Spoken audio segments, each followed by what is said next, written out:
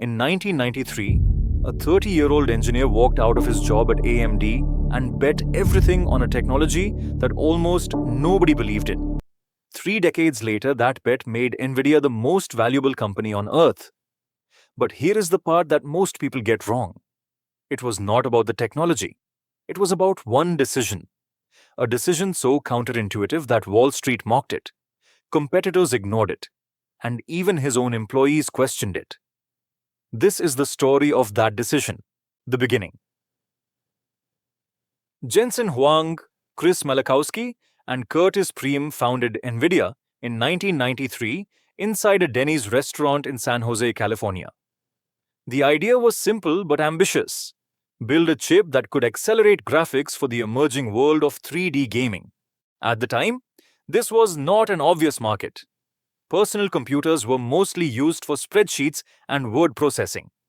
The idea that people would buy expensive hardware just to play games sounded absurd to most serious people in Silicon Valley. But Jensen saw something others did not. He saw that gaming was not just entertainment. It was the tip of a much larger iceberg. If you could build a processor that handled millions of geometric calculations per second for a video game, you could eventually use that same architecture for things nobody had even imagined yet. The problem was, nobody cared about his vision. Nvidia's first product, the NV1, was a commercial failure. It used a technology called quadratic texture mapping that the market simply did not want.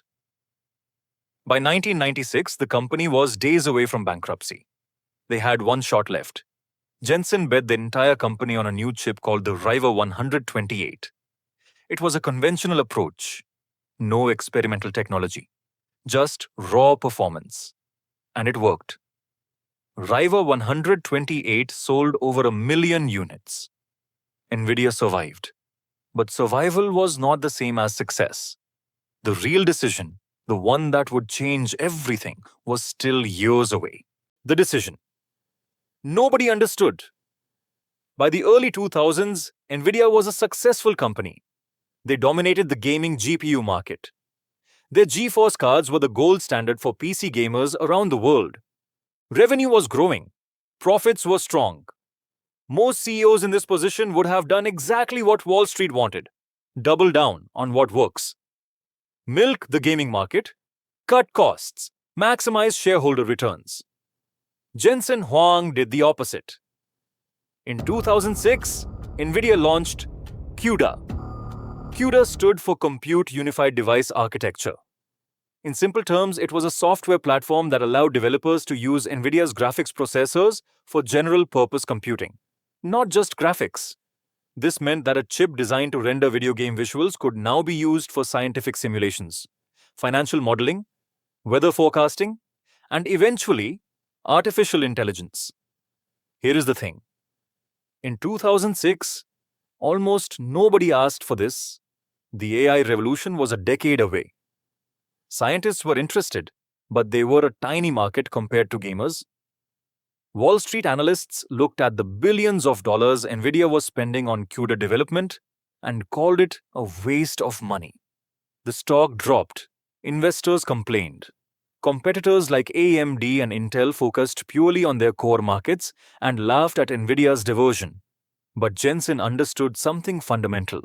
He understood that the world was generating data at an exponential rate, and that processing that data would require a fundamentally different kind of computing.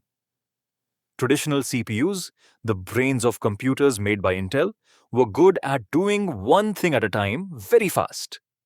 GPUs, the chips Nvidia built, were good at doing thousands of things simultaneously. For the future of computing, parallel processing was not a niche feature. It was the entire future, and CUDA was the bridge that would turn Nvidia's gaming chips into the engine of the next era of technology.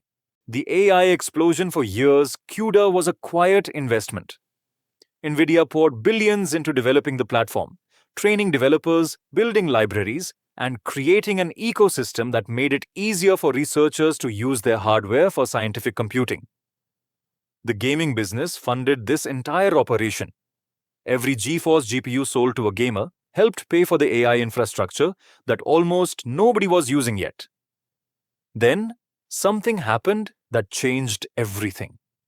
In 2012, a researcher named Alex Krzyzewski used two Nvidia GTX 580 graphics cards to train a neural network called AlexNet for the ImageNet competition. AlexNet crushed every other entry. It reduced the error rate by nearly half. It proved, for the first time in a dramatic and undeniable way, that deep learning worked. And it worked on Nvidia hardware. This was not a coincidence. The entire deep learning revolution was built on GPUs because years earlier, Jensen Huang had made the decision to make those GPUs programmable through CUDA. Over the next decade, every major AI breakthrough ran on Nvidia chips. Google used them to build AlphaGo. OpenAI used them to train GPT-2, GPT-3, and eventually ChatGPT. Tesla used them for self-driving. Every AI lab in the world, from startups to tech giants, became dependent on Nvidia's hardware. By the time ChatGPT launched in November 2022 and the world woke up to the AI revolution, Nvidia was already a decade ahead of every competitor. The most valuable company between 2022 and 2024, Nvidia's revenue tripled. Their market capitalization surged past $2 trillion, then $3 trillion, making Nvidia the most valuable company in the world. Jensen Huang, the man who had been mocked for betting on AI, was now being celebrated as one of the greatest business visionaries in history.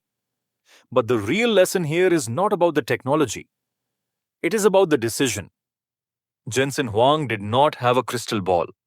He did not know that AI would explode in 2022. He could not predict ChatGPT. What he had was a framework for thinking about the future. He understood that the world was moving toward data-intensive, parallel computing workloads. And he made a strategic decision to position Nvidia for that future, even when the present did not reward it. He invested billions of dollars into a market that barely existed, year after year, while his competitors focused on the safe and profitable present. This is the pattern you see in almost every great business decision. The decision looks foolish at the moment it is made. It only looks brilliant in hindsight. The courage is in the gap between those two moments. And the gap for Nvidia's CUDA bet was over 15 years. The lesson from Nvidia's story is not that you should blindly invest in unproven technology. The lesson is about having a long-term thesis and sticking with it when the short-term evidence does not support it. Jensen Huang's insight was that parallel computing would eventually matter more than serial computing. He did not know exactly how or when, but he knew the direction. And he committed resources to that direction consistently for over a decade before the market caught up. If you are building something, the question to ask yourself is not whether the market rewards your vision today. The question is whether your vision is directionally correct and whether you have the patience and resources to stay the course until the world catches up. Success leaves clues. Failure leaves lessons. Both begin with a decision. Welcome to the Decision Project.